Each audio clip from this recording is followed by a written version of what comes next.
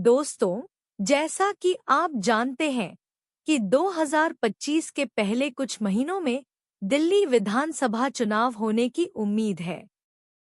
चुनाव मैदान में मुख्य पार्टियां हैं आम आदमी पार्टी, आप, भारतीय जनता पार्टी, बीजेपी और कांग्रेस। इस वीडियो स्टोरी के साथ आगे बढ़ने से पहले आपसे अनुरोध है कि हमारे आरएमएन यूट्यूब चैनल को सब्सक्राइब करें और अपने दान से हमारे रमन मीडिया नेटवर्क या आरएमएन न्यूज सर्विस को आर्थिक रूप से सहयोग करें। इस वीडियो के नीचे दान का लिंक दिया गया है। अब दिल्ली में इन राजनीतिक दलों ने अपने चुनाव अभियान को आक्रामक रूप से शुरू कर दिया है, लेकिन उनमें से कोई भी यह नहीं बता रहा है कि वे दिल्ली के लोगों को उन बड़ी समस्याओं से कैसे निजात दिलाएंगे जिनका सामना वे राज्य में आम आदमी पार्टी की सरकार के पिछले 10 सालों से कर रहे हैं। मतदाताओं को धोखा देने के उद्देश्य से इन दलों के राजनेता दिल्ली को रहने लायक शहर बनाने की योजना, अगर उनके पास कोई है, बताने के बजाय केवल एक दूसरे पर आरोप लगा रहे हैं।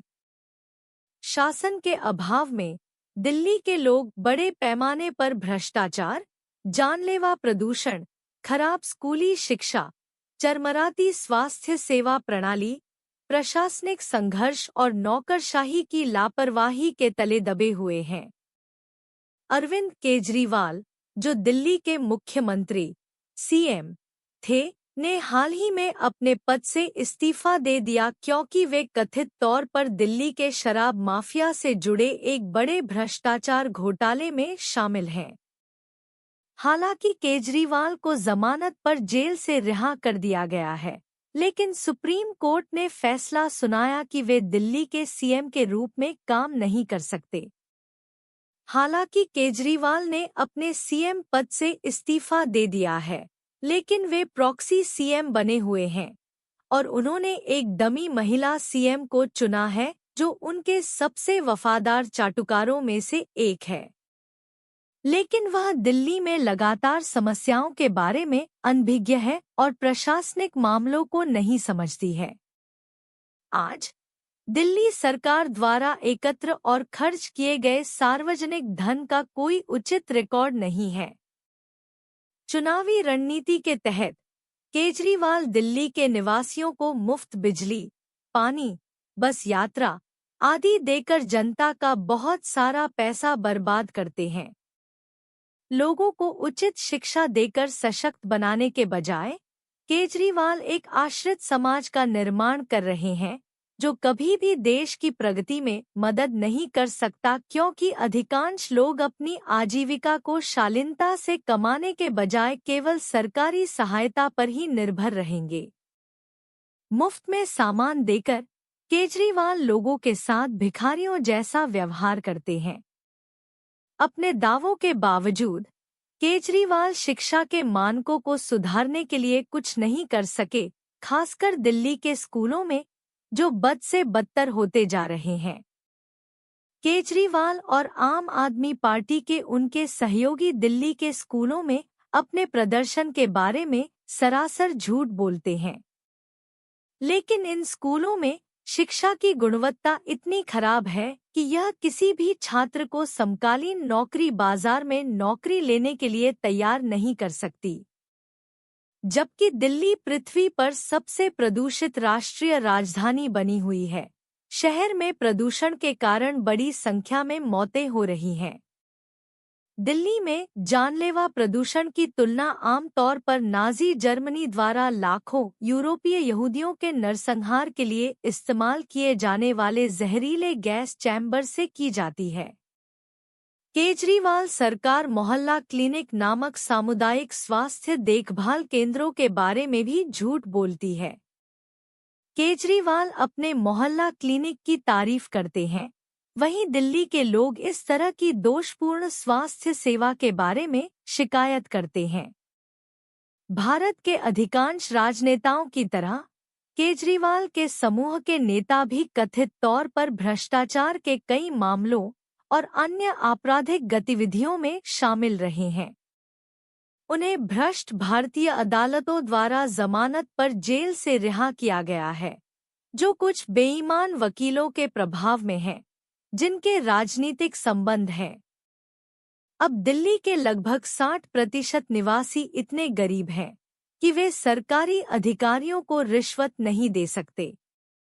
इसलिए हाल के वर्षों में भ्रष्ट नौकरशाहों और राजनेताओं ने समृद्ध समूह आवास परिसरों में व्यवस्थित रूप से एक शहरव्यापी आपराधिक उद्यम बनाया है, जो अपराध और भ्रष्टाचार के खतरनाक केंद्र बन गए हैं। सहकारी समूह आवास समितियां या हाउसिंग सोसाइटी, जिन्हें दिल्ली सरकार के रजिस्ट्रार सहकारी समिति कार्यालय द्वारा विनियमित किया जाना चाहिए, अपराधियों के लिए पनाहगाह बन गई हैं, जो आवास समितियों के प्रबंधन समिति के सदस्यों के रूप में काम करते हैं।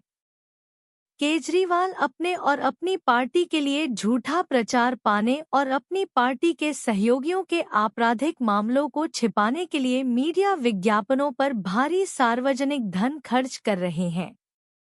केजरीवाल से विज्ञापन मिलने के बाद ज्यादातर भ्रष्ट मीडिया आउटलेट उनके गलत कामों पर सवाल नहीं उठाते। खास तौर पर टीवी एंकर तब भी हस्तक्षेप नहीं करते जब आप नेता मुद्दों को भटकाते हैं या टीवी शो में महत्वपूर्ण सवालों से बचने के लिए झूठ बोलते हैं। आम आदमी पार्टी के साथ साथ दिल्ली में भारतीय जनता पार्टी, बीजेपी और कांग्रेस नाम की 2 अन्य राजनीतिक पार्टियां भी काम करती हैं। हालांकि इनमें से किसी भी पार्टी में कोई ऐसा सक्षम नेता नहीं है जो दिल्ली के लोगों को भ्रष्टाचार, प्रदूषण, गंदगी और नौकरशाही की लापरवाही से बचा सके। भारत में अराजकता व्याप्त है। भ्रष्ट और लापरवाह नौकरशाहों और राजनेताओं को दंडित करने के लिए शायद ही कोई तंत्र है। नतीजतन आम लोग पीड़ित हैं और उनके पास दिल्ली में रहने के अलावा कोई दूसरा विकल्प नहीं है।